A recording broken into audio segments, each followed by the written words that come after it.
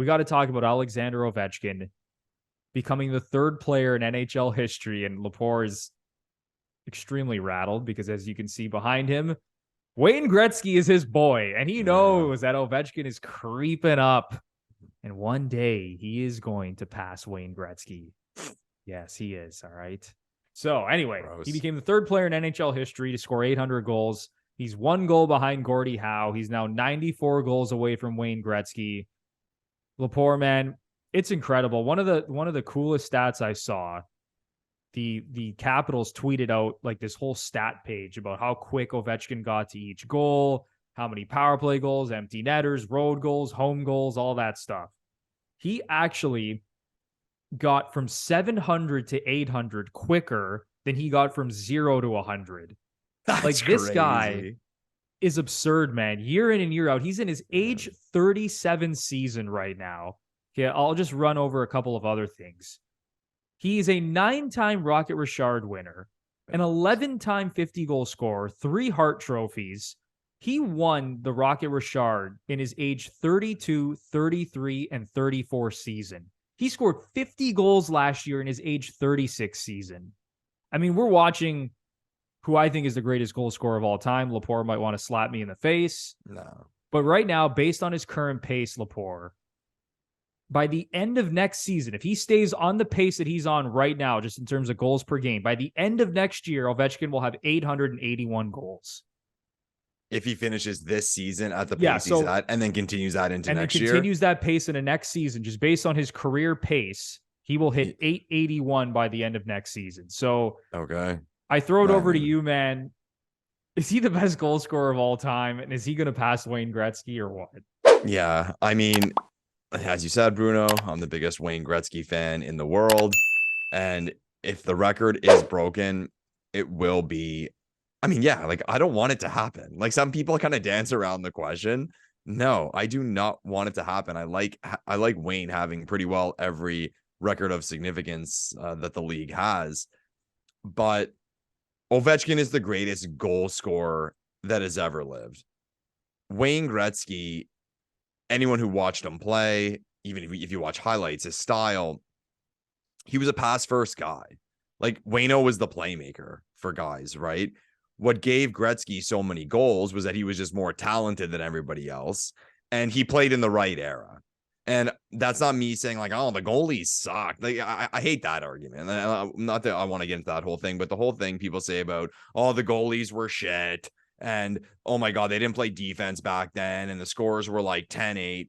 Yes, that is true. But at the same time, Wayne Gretzky had crappy leather skates. He had leather gloves. He had a heavy wooden stick. His nutrition, the nutrition knowledge back then was zero. Preseason training, like all that stuff. The development Gretzky would have had as a 7-year-old, like coming up through the ranks and what he would have been in the NHL. So I hate that argument, but erase all that. For Alex Ovechkin to do what he's doing in this era and be as consistent as he's been is psycho. Like, what he's doing is like sports-wise, like historically crazy. Back to my point before about youth. Go fuck yourself. It's not about being young. You said he won 30 at 32, 33, and 34. He won the Rocket. He was the best goal scorer in the league. So the 22-year-olds can shove it, right? So I don't want to see him break that record. But things, even if he doesn't, like, I'll still sit here and say, yeah, Ovi's the best goal scorer of all time for the numbers he's, even if he ends at like 860 something, there's injuries or who knows. I'll still sit here and say that he's the best goal scorer of all time based on the era adjusted stuff. But one thing I will say is that, like, I think people, and again, like, you mentioned his pace and how it trajects to like essentially smash the record. But I still lean back on, and this is not me hoping for something. I just like, there's always that possibility. All it takes is one. All it takes is one bad wrist injury where he misses like 50 games or something. And then he comes, let's say that would happen beginning of next year. And he misses most of the season. Then he comes back. It's like, well, then what are your expectations of him then? Like, even too, like, he is human. Like, Father Time beats anyone. So even if he starts going at a pace of like, 20 a season, 25 a season, even 30, it's like, it gets harder. It's you're getting harder to get there. Based on how his season's going, I guess he'll need what? Like, it's tough because you keep telling yourself, well, he's not going to score 40 next year again, but he keeps doing it. So yeah, I'm going to say it. Like, he's going to do it. He's going to do it. It sucks, but people know. It's happening, Lepore. Yeah, people watching on YouTube. It is. People watching on YouTube like, no, I want to puke right now saying this, but he's the best goal scorer who's ever lived. And if I had to bet my house on whether or not Alex Ovechkin was going to get to 895 goals in his career, I would bet my house.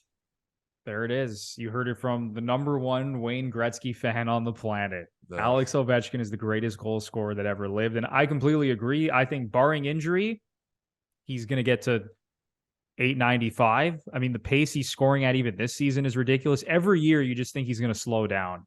There was one year where he did slow down and you thought, uh-oh, is this the decline of Alexander Ovechkin? And I'm looking at his stats page right now. It was 2016, 2017.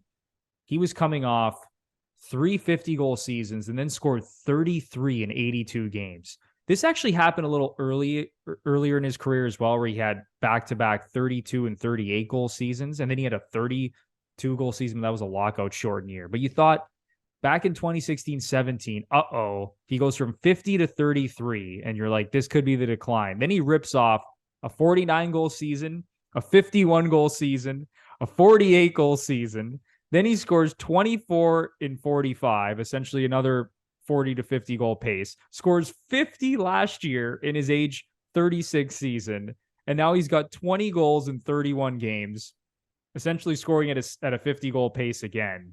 This guy just defies logic, defies time.